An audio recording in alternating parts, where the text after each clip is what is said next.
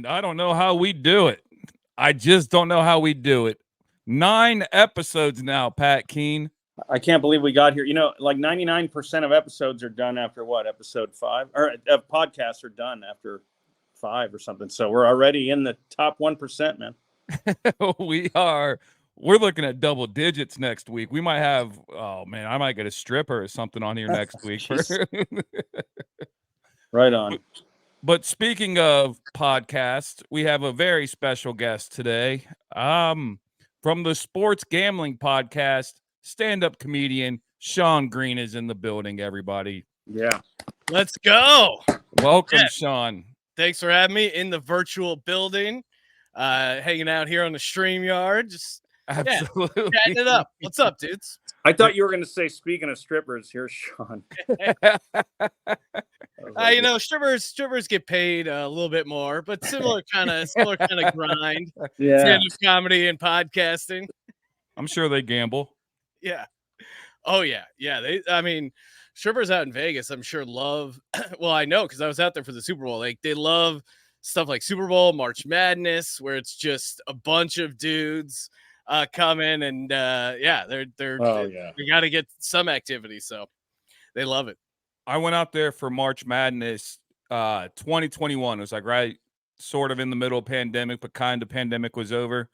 We took the Frontier flight out on Friday morning, and it was all strippers from LA like heading out there. Like I think I remember you saying that. Yeah, it was just all like a bunch of very sexily dressed women with their little gym bags and everything. And my buddy called it. He's like, hey, there's gonna be strippers on our flight tomorrow. Watch. And then we get there and they know where the money's at. Every Friday flight from the LA area to Vegas has strippers on it. You know, they're keeping Southwest alive, Frontier Airlines. Yeah, no, I mean, because it's a weird little thing, but like the strip clubs in LA, I feel like aren't that great compared to Vegas. And certainly you don't have, I mean, there's obviously rich people in LA, but Vegas, it's like a different kind of thing where guys are just looking to, you want a bunch of money or you're on a bachelor party. It's it's a much better vibe for strippers, I think. Right. And speaking of good vibes, Sean, I think this is what the crowd are. We have tens and tens of listeners. So hell yeah, our tens and tens of fans out there would love to hear that Sean Green last year, was it a guest on the Dr. Phil show for the sports gambling episode? Yes. So it's not often that royalty is in our presence, but today we are honored to have you, Sean Green. Can I ask how that all came about? Like, what was the process of getting on the Dr. Phil show? It's a great question, Justin. Yes, I was checking my email.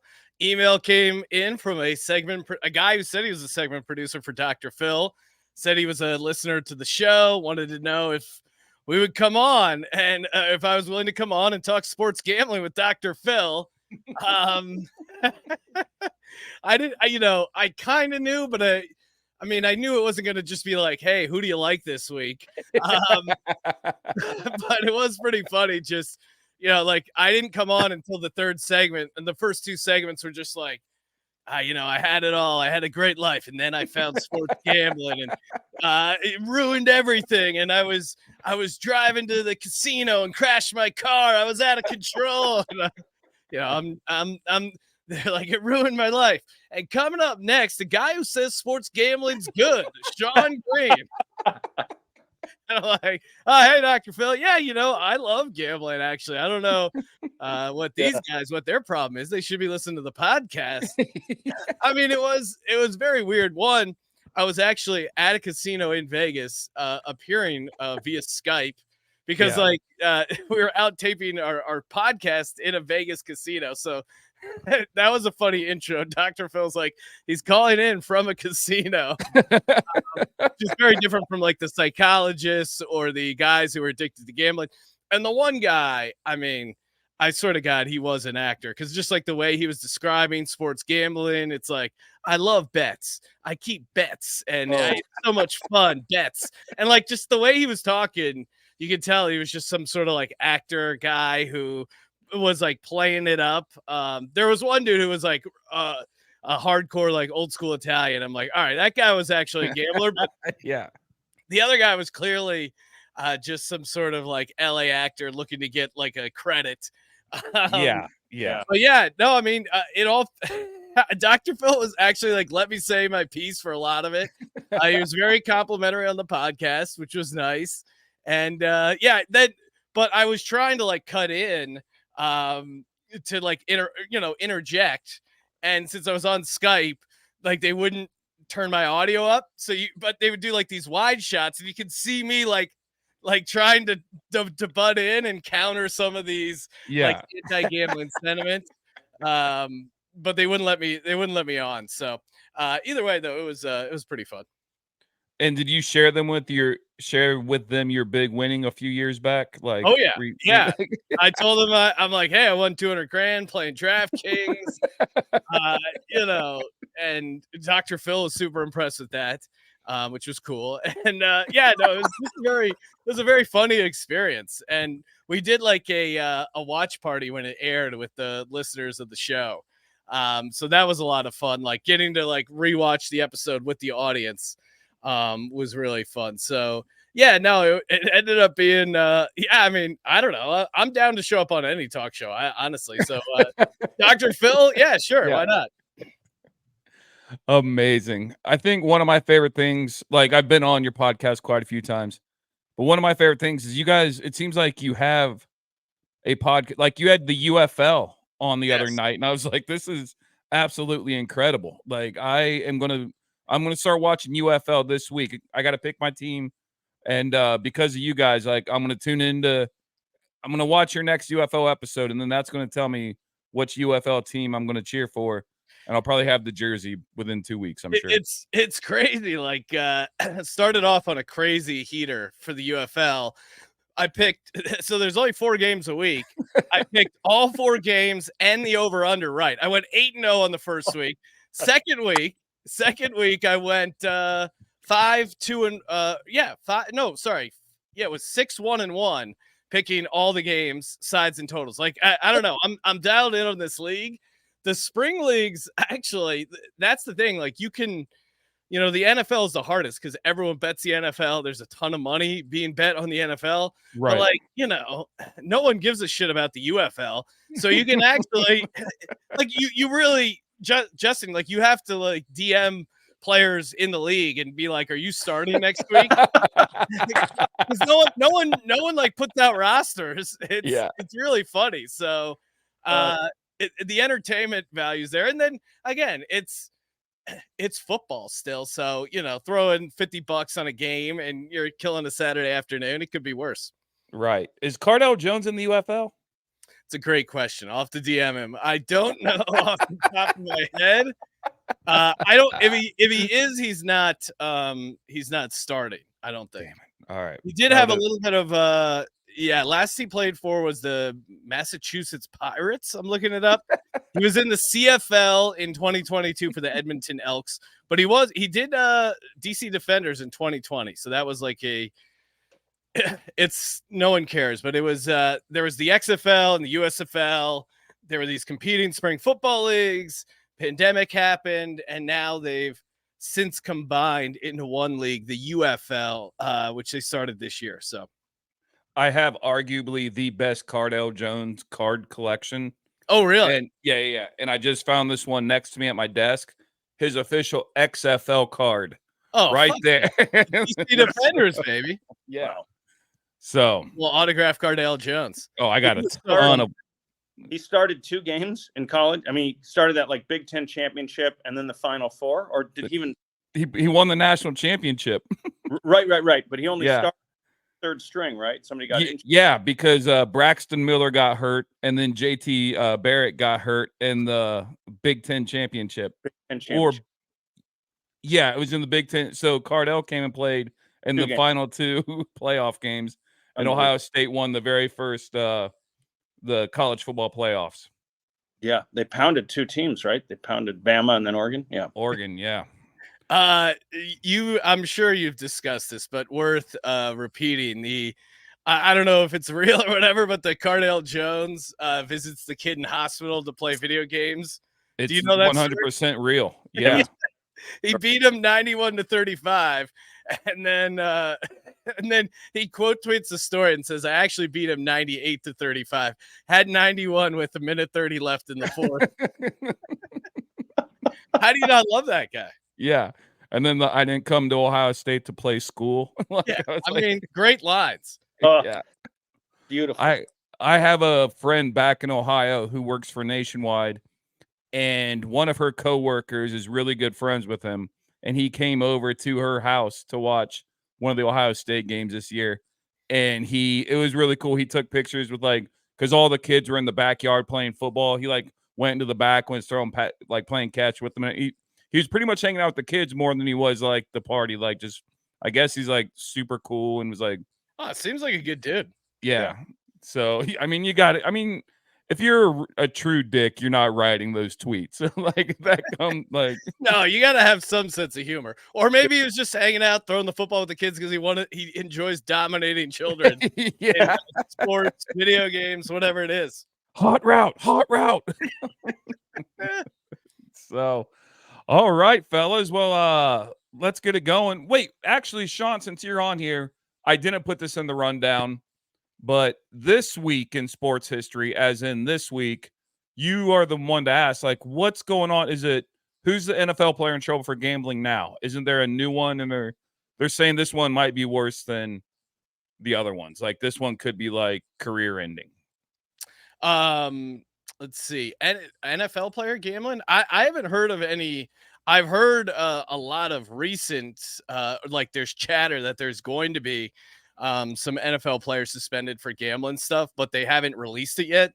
I don't know when NFL is good at like trying to bury that. So I don't know when they'll do it. Maybe like second day of the NFL draft that Friday.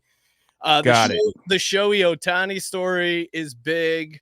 Yeah. Right now, I'm sure you guys have followed that. That was a bonkers gambling story. Although it seems like his interpreter has taken the complete fall. So we'll see there. But yeah, there's the big news, at least from what I saw today out of the NFL, former NFL player. Did you guys see Terrell Suggs got arrested for flashing a handgun at a Starbucks? Yeah. Why not? Why not? Hall of Fame, mean, couple Super Bowls, one Super Bowl, Hall of Fame. You got all the money you want. Yeah. Yeah, why not flash a gun at Starbucks? I read the story. Apparently, so he drove past the speaker of the drive-in Starbucks, and then he backed up to go back to the speaker, and he bumped into the like a guy behind him who didn't realize he was in reverse. They got into an altercation. And then I guess as he was driving away, Terrell Suggs gave him the finger and then called him a pussy ass cracker and said, I'll kill you, and flashed the gun. And I was texting with my buddies because I sent him this story. Like, imagine you get into like a fender bender in a drive-thru and Terrell Suggs comes out. You're like, you got to be shitting bricks. Yeah. And then he has a gun. And also, I desperately want to know what his order was at Starbucks. It would be funny if he ordered like one of those real girly drinks. Like, oh, for sure he did. like a strawberry whip, Yeah. like Frappuccino or something. Yeah. I don't know. But I'll tell you what I do know, fellas. This week in sports history, in 1916, the Professional Golfers Association of America, PGA, is founded in New York City. The first thing that comes to mind here is that it's the midst of World War One, and the world is on fire, and we're recognizing the softest, most whitest Yeah. sport in the history of humankind. Yeah, no, I mean, that is pretty hilarious, right? Because like, what do you? Hey guys, we're gonna have a big important meeting. Was it about supporting our allies in this horrible war? I mean, guys are getting killed by the thousands due to mustard gas. It's like, no, I was thinking, what if we get a little golf group? Yeah. And we could call ourselves the association, the Professional Golfers Association. Yeah, it is funny. I mean, to your point, golf is pretty soft, but if it's all the guys who didn't go to World War I, just highlight how soft they were. Yeah. Yeah, the soft populace for sure. Like, Right. yeah, I can't be drafted. I got 18 holes tomorrow. Yeah. So I mean, is golf being played before it's founded? Sure, right? I mean, people know of it. They just only Yeah. I remember our episode we had Joe Prano on. They said that the very first guy played it like on some farm in like Massachusetts or something. Like he brought his buddies over to show them. But my thing is like, what are we doing in New York City? Like no one's golfing. Yeah. Like, why is New York City like, hey, we already got everything else. We're gonna go ahead and take this too. Like this is Yeah, you think that would be Georgia or someplace that has space? yeah. I mean, it is New York back in the 1900s, but still, like, yeah, where are you setting up a course in New York City? Like, yeah, upstate New York. I mean, literally everywhere else in America, there's tons of space. Like New York City is the only place you really couldn't put a golf course in 1916. Yeah, true. Yeah. Well, that's a year after the film Birth, which is the most racist film in U.S. history. Originally called The Klansman. It was the idea of this book and then movie was that African slaves were savages, and then freeing them was a disaster, and the KKK had to restore order, and that's what the Birth is about. Yeah, and then they're like, yeah, that's pretty racist, but how can we amp that up? All right, we'll invent golf. We'll invent the Professional Golf Association, which, I mean, you want to talk about the, hanging on. I think it was like the Masters. Yeah, then they call it the Masters. Yeah, well, first off, it's called the Masters. I think they just started letting women play the course like 5 years ago or something crazy. I mean, when Tiger Woods started winning and dominating the Masters, they hadn't, they were barely letting black players play the course. Like I'll look it up real quick, but the first time a black person played the Masters, it's crazy. That's way too late. That's just you messed up. My buddy's a member at a well-known club out here, and they only it's on Tuesdays. Women aren't allowed to play there. It's just men on Tuesdays. Like you can't even if you're a part of the tour, you can't play on Tuesdays. It's the I would no ladies. Yeah, I'd gladly give a woman golfer my penis propriety status. You need to go play with it because I will never play golf. Yeah. You never picked up, you never given it a shot, Patrick? I've played about 5-6 times in my life, and if I want to hang around 3 other dudes for 5 hours, it's like we do comedy. We know enough guys. It is true. It is kind of the similar, hey, you just kind of hang out, bullshit, have a couple beers. You do it outside is really the only difference. But yeah, golf is more about the hang than the actual, at least for me, like I don't play enough. I'll go out a couple times a year, and I'm just good enough that I can finish 18 holes without like completely ruining my day, but I am by no means good or like care about it. Dude, it was funny. I learned how to play on my ex's. Her parents are members of a course in Prescott, Arizona, and like the very first time I like actually try, I'm on this like very challenging course, and I was like, this sport fucking sucks. Like I hate this. I will never play golf again. And then I get back, and it was all during pandemic, and my buddies were like, hey, let's go to Penmar. I'm like, fuck golf. I'm not going. They're like, just come with us. We went out to Penmar. I get shit faced, have the time of my life. I get home. I'm like, golf rules. Like, your parents' course sucks. Go play the 9-hole down in Venice, California. Yeah, Penmar is so much easier too. I mean, like it's kind of a joke of a course. I think I don't know if it was Penmar, but there was that. Oh, it is. It was one of those courses on the west side, and I don't know if you guys remember this story, but it was that crazy plane crash. Harrison Ford crashed onto a golf course. Was it Penmar that he crashed Penmar, onto? hole 8, and now their fucking logo is a crash plane and says Penmar over it. And I don't know if you know this, but he crashed, and there were like emergency room doctors golfing who like were really close, and there were first responders to his plane crash. So kind of just insane on so many levels. One, that you land and you survive a plane crash, but two, that doctors are right there, that you're able to land on a golf course. Like the guy really just, everything's coming up Harrison Ford. Yeah, that is some Indiana Jones survival. Yeah, exactly. Aim for the golf course, Dr. Jones. There's a speaking of golf and comedy, every Friday there's a comedian golf outing over there. Like Greg Fitzsimmons like brings all of his buddies out, and they usually get like 3 or 4 back-to-back tees. So That's fun. Nate Craig has like tried to get me to go a few times, and he said it's like after the 9th hole, everyone just goes to the bar, and it's just like a fun little Friday afternoon day drinking. Good hang. So yeah, New York City decided they want the PGA as well. So, but speaking of pussies, in 1940, the NFL cuts the clipping penalty from 25 yards to 15 yards. Yeah, I mean that's insane that they had, I guess, a 25-yard penalty. I mean, Right? I guess, yeah, I get. Well, also too, it's crazy that they even had clipping as a penalty in 1940. I mean, you could fucking murder guys. Yeah. Like they had clothesline tackles. You were encouraged to lead with your head, like breaking a guy.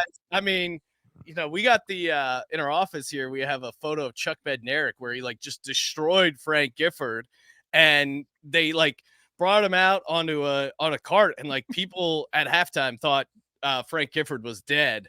I mean, that was like the same time period. So the fact that they're calling like illegal block in the back clipping, and that it's 25-yard penalty is just it's crazy. Like I didn't even really realize they called penalties back then. Like, it just seems yeah. I mean, one clip and you're in field goal position, I know, it is crazy.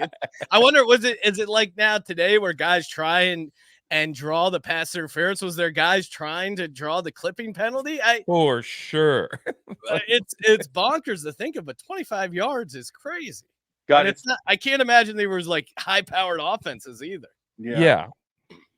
It's funny, Eric. That name, he scares me like Ray Lewis level of scare. Like, they have pictures of Chuck's hands in retirement, and they're just, the fingers are just like it's. I mean, like half his fingers are 90-degree angles. Yeah. He grew up in my hometown. Oh yeah, Bethlehem, Pennsylvania. So he played on the Eagles, Two-Way, Concrete Charlie. He's like a local legend. I have a giant signed Chuck Bednarik framed jersey in my living room that my wife got for me.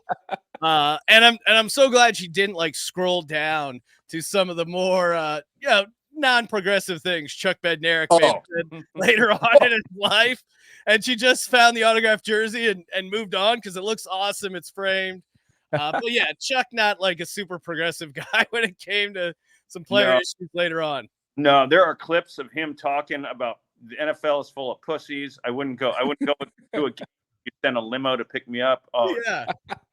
Yeah, and not the most progressive guy racially. Kind of old-fashioned would be like the kindest word you could say, but just a brute of a human being, and played his ass off. Does not call them the Washington Commanders at all. No, he would not be subscribing to the Washington football team. Yeah. Redskins would be like the least offensive thing Chuck Bednarik has said.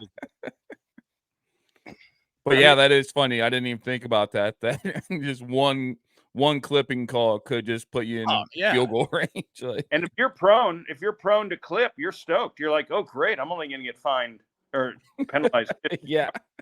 There's only so many clips you can have in a drive too.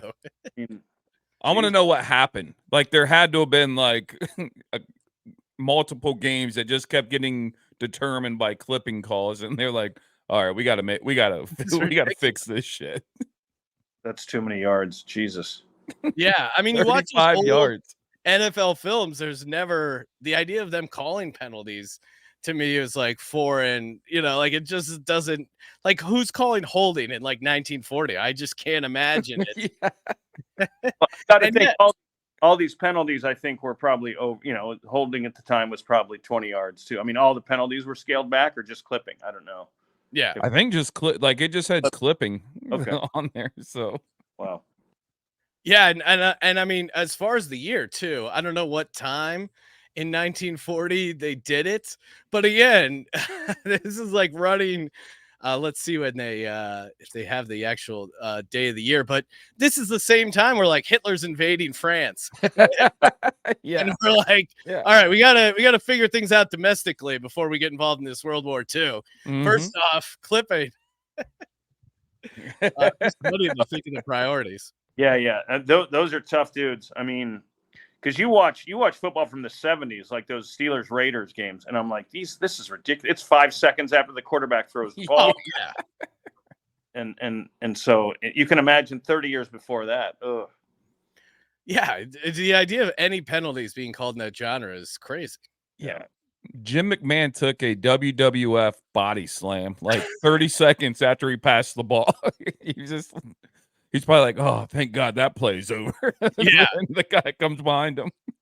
Yeah, we had Jim McMahon on the podcast a couple times, and yeah, you can tell he got his head knocked around a little bit. I mean, Yeah. he was like a big advocate because he, got in trouble with like all those opiates and stuff like that. He was a big advocate for legalizing marijuana and prescribing it because he's like it's so much better for pain, for any sort of brain stuff than like the prescription stuff they sell you. So he was kind of a big advocate for that. But yeah, I mean, McMahon was one of those classic dudes who just kind of got rocked a bunch. And I remember it was like such a tough year in my childhood. 1991, Eagles had a great defense, great team, and then Randall Cunningham just blows out his leg first game of the season against the Packers. And then, McMahon came in and played fine. They still were 10-6, got into the playoffs, but that defense was so awesome. And like, man, if Buddy Ryan just gave a shit a little bit about offense, Randall Cunningham, I mean, he is one of those greats. And you saw it later on in his career when he got to play with the Vikings and had like I don't think he got MVP, but like was right up there that 15-1 season where they probably should have went to the Super Bowl, but was it Morton Anderson missed that field goal for the Vikings? Yep. He would have just been like an awesome player in today's game. Like if you saw him with like Andy Reid as his head coach or just any like decent offensive mind, he would have been awesome because he was such a freak size wise, could throw the ball fucking 80 yards, had like a 95-yard punt. He was just like a great athlete too. He was an all-time what if. Very frustrating as a fan. Yeah, because that defense was loaded and that division was brutal at the time. Yeah, early 90s. I mean, that's partly why I still hate the Cowboys so much. Like, they just fucking won the Super Bowl every year back then. And then when they weren't, it was the Giants or the Redskins. Like, it was a crazy run in the NFC. So everyone but the Eagles winning Super Bowls. So tough time growing up for old Sean Grain because, it's nothing more annoying than someone in your division winning the Super Bowl. Yeah. Yep. I don't know. Yeah, Buddy Ryan, man, it was all defense. He'd be like, you know what? Have offense. We'll just give you guys the ball back. And he was just like, hey, make 3 plays a game and we're fine. And Randall would do that. He was such a fun guy to watch. But then soon after that, Sean, you got a gift from the gods. Yes. A man by the name of Bobby Hoying. You're welcome. Oh, yes. Bobby Hoying. I could tell, like, it's so funny. Any of those old ass Eagles, Bubby Brister, they had some like just dog quarterbacks until McNabb, who again had his flaws, but was played at a very high level for a while there. And then Vic, we got like a couple fun Vic years. Yeah. And then obviously Carson Wentz, Nick Foles on his incredible run. It's been an interesting run for Eagles quarterbacks in general. Hey, we sidetrack a little bit here, Sean, and I'm going to sidetrack real quick. Bobby Hoying was a senior at Ohio State, and I think, just entering high school, and he had a brother named Tommy Hoying on the team as Oh, well. And I was in line at an Ohio State game to get a hot dog, and I have, at the time, blonde curly hair. This guy looks at me, he's like, "Are you a Hoying?" And I was like, "Yeah." So I got Justin a free Hoying. hot dog. I got a free hot dog pocketed my dad's $5. And like me and my buddy were talking about it. We're like, what if I'd have got Bobby Hoying in trouble for like taking the gift as like a college athlete? Oh yeah, like the NCAA. Well, I mean, Yeah. the stuff those guys even now still like Harbaugh got in trouble for. It was like he got a free meal, but then he used a card to like give them a tip or something. It was some kind of crazy bullshit. But yeah, that would have been hilarious. Like accepting improper benefits. Bobby Yeah. Hoying got a hot dog. We got in trouble for tattoos. Who knows? We'd have probably got in trouble for some hot dogs. God. I mean, now looking back on it, it's comical, all this stuff now with NIL legal. I don't know. I didn't click on the story. It's one of those things where you saw the headline, but I think they're giving Reggie Bush his Heisman back. Are they? Yeah, I don't know. I'll have to like dig into it more, but yeah, I swore that yeah, I don't know. Maybe it was a fake maybe it was a fake one, but no, I heard that too. I heard that as well. Yeah. Okay, I guess so. Reggie Bush pleaded to reconsider USC case because sanctions were an institutional penalty. I guess they relooked at it, so we'll see. But just give him back his Heisman. Who cares? Yeah. What are we? What are you doing with it? Yeah, I mean, he won it. He was the best player. Okay, Yeah. Punished him enough at this point. Yeah. Like, what are you doing with his Heisman? You don't need his Heisman. Let him. Did he like have to give the trophy itself back, or? Yeah, no, he had to mail it back. Fucking OJ still had his Heisman for a long time. Yeah. There was I don't know if the Norm Macdonald when he hosted the ESPYs, it was this was pre the Reggie Bush thing, and I forget it was Charles Woodson, I think, won the Heisman that year. And he goes, Charles Woodson, you won the Heisman Trophy. That's a great honor. That's something they can never take away from you unless you murder a waiter. Is that Norm? Yeah, it was just such a, and you can imagine, like I'm not even doing it credit. His delivery was just so good. Crazy. But Norm's sports show was always funny. Like, there's not a ton of, at least like on mainstream TV, any sort of like real sports comedy stuff. But his sports show I always really liked. Yeah. Oh yeah. I mean, Norm's one of those guys where you can just go on a rabbit hole and just watch Norm Macdonald clips for hours. Oh man, his YouTube. If you go on YouTube and look up his like other talk show appearances, it's just so great. Oh yeah, yeah. It's one thing because you're seeing a lot of guys that are sports that are getting into comedy a little bit, dipping that toe in the water. But yeah, as a comedic sports entanglement, Norm was one of the few guys that could. I know Bomani Jones has a show on HBO, and Rich Eisen has his show, and then of course Pat McAfee. But Norm was comedy first, and still, yeah. Norm's but I enjoy all those shows, the aforementioned shows. I enjoy. Yeah, no, I mean Scott Van Pelt, he's like pretty entertaining, but again, it's Norm. It was like, oh yeah, Norm's your point, comedy first, and then also just a degenerate gambler who loves sports. So. Oh yeah, R.I.P. Norm, love you. Yeah, they said speaking of athletes doing like podcast stuff now, apparently this is the next big thing in sports news. Cam Newton's appearance on Shannon Sharp's, like I guess he talks about how that Florida team, like he was like, that documentary was horseshit. Like there's so much more about this squad. Like he was like, we were all high as fuck, like playing football. Like, and Tim Tebow was like a G. He was like saying like Tim Tebow was like not Mr. what we all think he is. Like really? that guy. Yeah. Like I guess he was at practice, like just like ready to throw hands with like Aaron Hernandez, and they're like that documentary didn't do us justice at all. Well, yeah, if you listen to Aaron Hernandez podcast, there was that incident where like he quote unquote accidentally they got it like, you know, oh hey, this gun accidentally went off and shot this guy that was in that car. But like in hindsight, it's like, oh no, he was just trying to kill this dude. It's crazy that Urban Meyer got that to go away. So shout out to you, Urban. Yeah. And then he put a thumb in a girl's butt in Columbus, and that's what we're going to talk about. That was his demise. I've been to that restaurant. Have you? So, yeah. Did they change their logo? It's just Urban with a thumb. Thumbs up. Yeah. Urban legend, baby. Oh, yeah. Really is a legend too. Is he done, or does he come back? In the NFL, yeah, he's done. I wouldn't be surprised. I mean, to not finish your first season in the NFL is really pretty hard. Yeah. But he achieved that. So I think you know, also he's making a shit ton of money on TV. Yeah. I don't know why he would, but I'm sure like a decent small to mid-sized school would take him in college. It's just, I don't know if they could pay him, and if you're him, why would you? Right.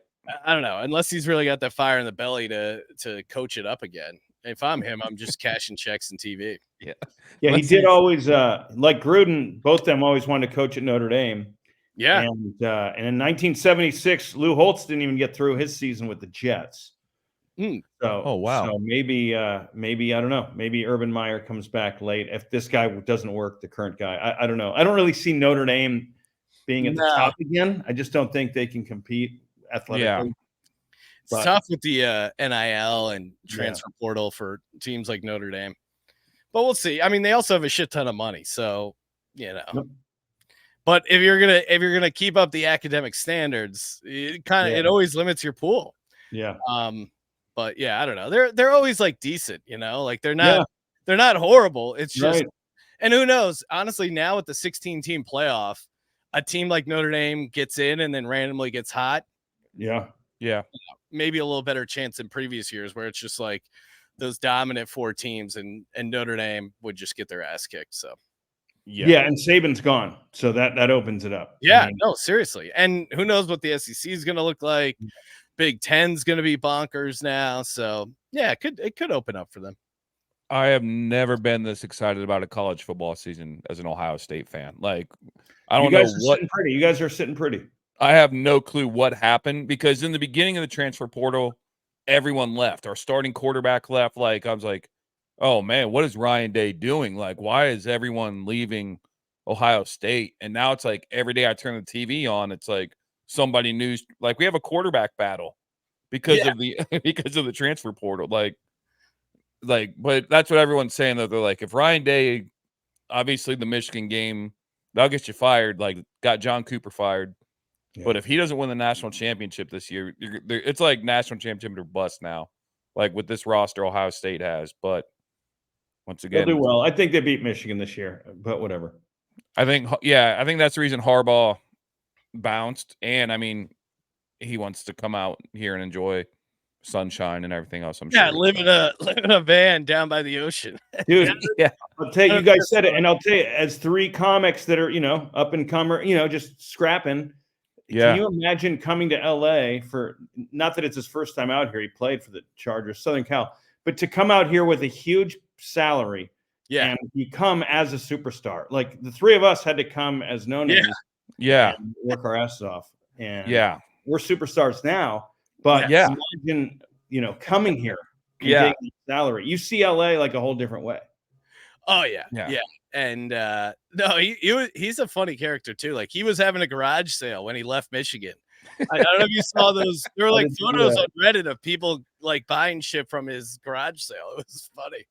That's hilarious.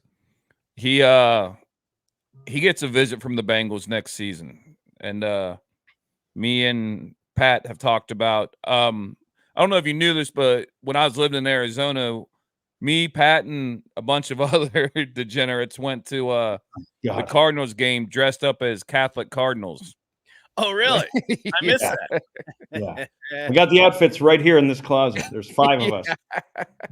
Cardinals I've with never- the full on that's called a Beretta. The hat's called a Beretta with the whole, it's like a side thing. Did and you guys get on TV?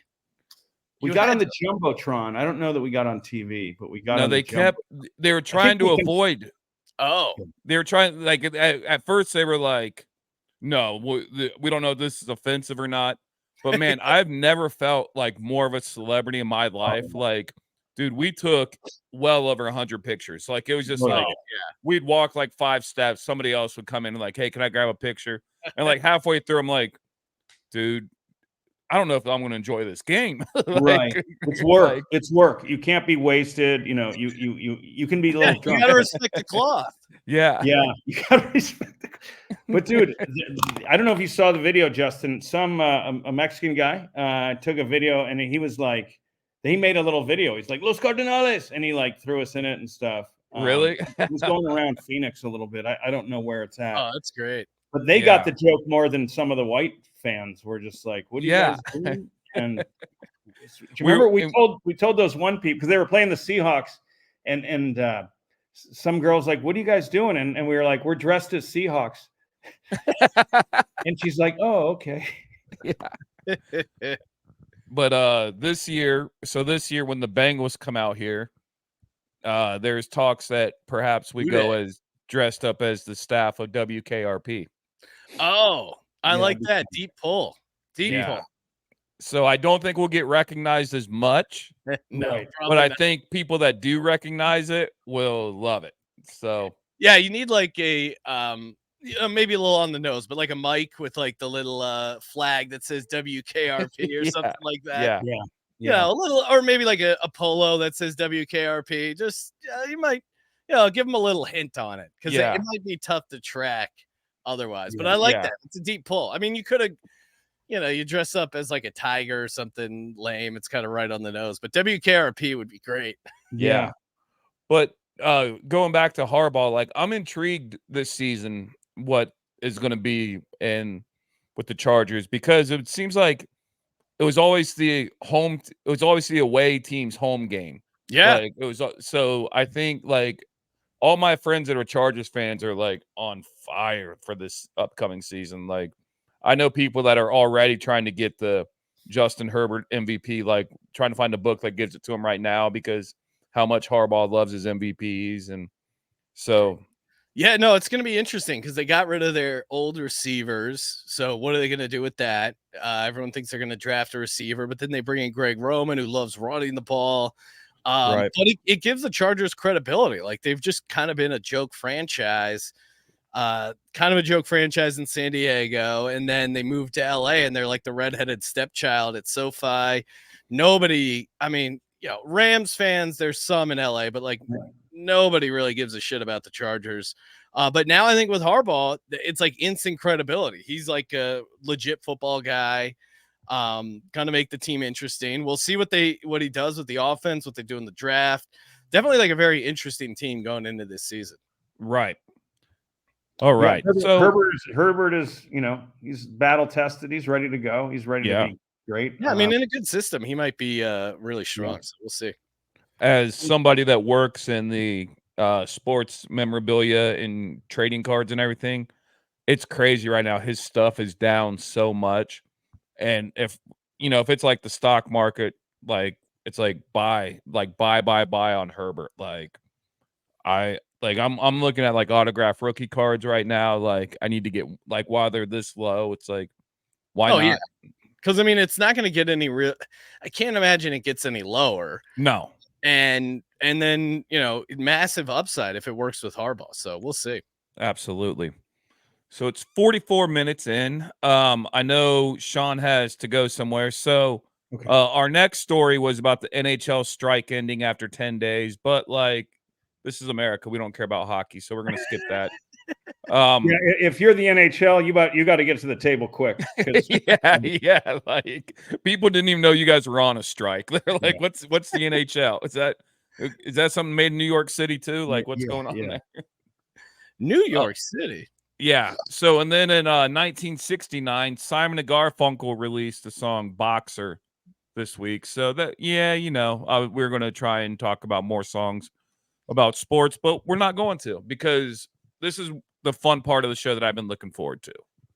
So this is what I texted you guys about earlier. In 1910, William Howard Taft is the first U.S. president to throw out the first ball at a baseball game. Pretty cool. I want to know who you guys think. We can just go the GOAT. Who's the GOAT president pitcher, in your opinion? I mean, this is interesting. I mean, if you're going for like the dead on serious answer, George Bush, the way he threw that one after 9/11, like who is topping him? I would like to see JFK to try, fire one in there. But again, and then obviously, like there's a bunch of good candidates. I mean, everyone's sick of talking about Donald Trump, but it would be entertaining to see like how people would spin, whether it was a good throw or bad throw. Like there would just, it would be hilarious not to be able to agree whether it was a good pitch or bad pitch. But I honestly, I'll say this one, the one that I think would be the most interesting, the one that like I think would bring some heat that I don't recall if he ever did throw one, but give me Slick Willie himself, Bill Clinton, to fire in a fastball. That's a good one. I think he would be pretty good. He would take it serious. It's impressing chicks, which I think he would be on board for. Like he always used to. There were tales about like him going, jogging all the time, and supposedly there were like chicks he would hook up with on his jogging route. For sure. If you read some conspiracy theory, or I don't know, it's not even a conspiracy theory. Obviously, the guy was like incredibly horny. If he's fucking, I mean, his interns with cigars, like that was the stuff we learned about. Can you imagine the stuff that was private? So yeah, him throwing some heater, I think would be pretty fun. So I'll go Bill Clinton. He'd probably follow it up, like he'd bring his saxophone out with him, and if it was a strike, he'd like do like a little sax solo. Yeah, I mean, remember him on what was the I'm blanking that late night show he did Arsenio Hall. Arsenio Hall. Yeah, he fucking nailed it. Yeah. I mean, he's a guy that like entertainment, big spot. He would show up. So I think Bill Clinton would deliver. Like, you don't learn how to play saxophone at that age if you're not cheating on your wife. Like, the only reason you're playing saxophone at that age is you're having an affair. Faithful to their wife also plays saxophone. Yeah. At that age, you're like, gets into it. Yeah, I know. Yeah. I know exactly what you mean. Yeah. What about you, Pat? Who you taking? Well, I would. I'm glad if since it's baseball, then a white guy can do it. Because I had Obama just because he's black. Yeah, he's going to be the better athlete. He's going to throw it better. But Gerald Ford played football at Michigan. Oh, Gerald Ford played football. I didn't know that. But some of those guys like Teddy Roosevelt, I think they'd want it too much, and they're too football like. Bush was a good mix of like meticulous. He had a little sports, but he was also kind of shrewd, whether you like him or hate him, whatever. We don't have to get into that. But like a Woodrow Wilson is really shrewd, but there's no athleticism there. Bush had athleticism. He played sports. But yeah, I got to go. Gerald Ford played college football at Michigan. That's big time. And I just think he's an athlete enough. For sure. And we had about 4 out of 5 presidents that were left-handed. We had a run of 4. Like, I think Ford and then Reagan and then Bush Sr. and Clinton. One of those guys throws right-handed but bats left-handed or something like that. But there's a weird run of left-handed quarterback president in there. Yeah. Yeah. No, I'm googling. Obama was left-handed. Bill Clinton, Bush, Reagan, Ford, Truman, Garfield. So many. Yeah. Garfield was ambidextrous. That's crazy. Was he really? Yeah. I'm reading here that William Howard Taft was 340 pounds. Now, he was the president that got stuck in the bathtub, right? Yeah, I think so. That's a tough one to live down. Yeah. No one wants that legacy, right? Stuck in the bathtub. The thing with George Bush is how much did he practice that week?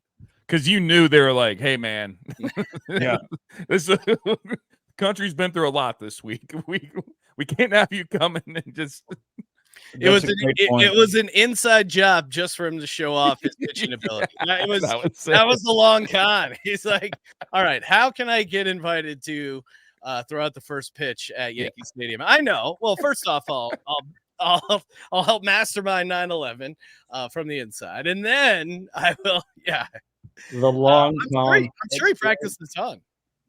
Yeah. Oh yeah. Oh yeah. I mean, he owned a baseball team. He's around it. Yeah. But yeah, I'm sure for the PR team was like, come on, man, let's get 100 reps in a day. Like, yeah, it's been a long week. Yeah, but we need you to do this for us. Like, we can't have you. Shouldn't I be like looking over some battle plans or something? He's like, no. no. We got to get this pitch. We'll take care of that part. Yeah, we got that. Yeah, we're doing the actual work over here. Yeah, President Cheney's got that.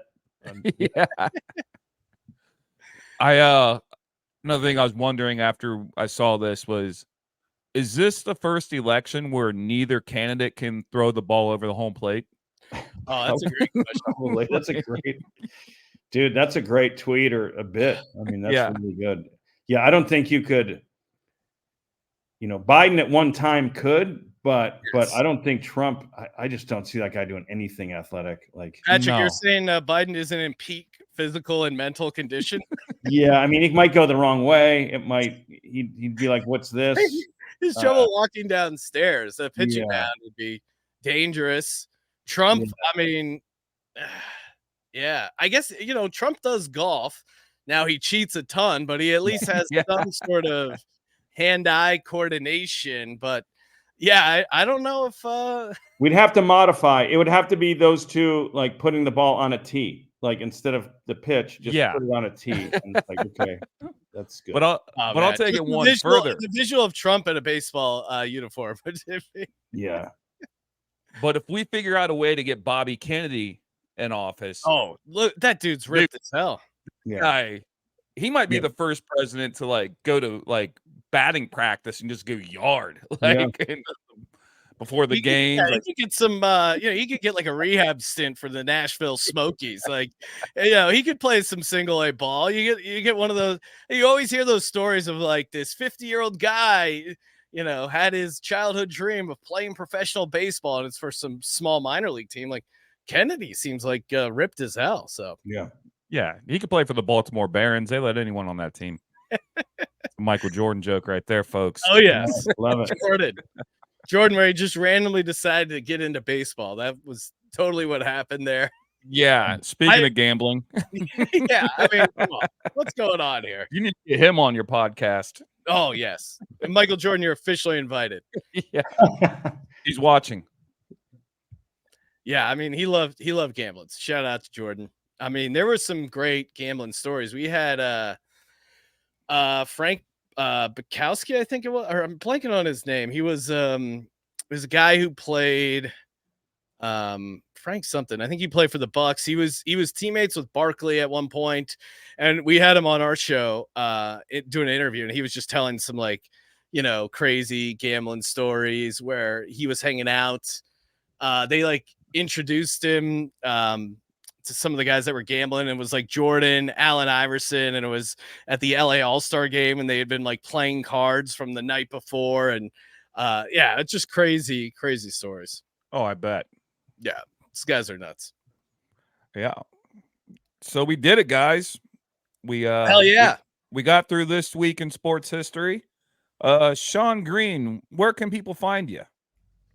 Yeah, check me out in the history archives. You can check me out at Gambling Podcast on the old X. Just type in Sports Gambling Podcast. Literally in any search box on any device, you'll find the show. YouTube, Apple Podcast, Spotify. Good times. Thanks a lot for having me on, guys. Appreciate it. Absolutely. Pat, this episode's going up tonight. All right, good enough. Great. I will be in Nashville next week with Steve Byrne. There you go. Oh, yeah. I will be on a 420 show in Beaumont, California at the Sand Trap. So should be a fun time. So it'll be a good deal. Yep. So thank you guys for tuning in, and we'll see you next week.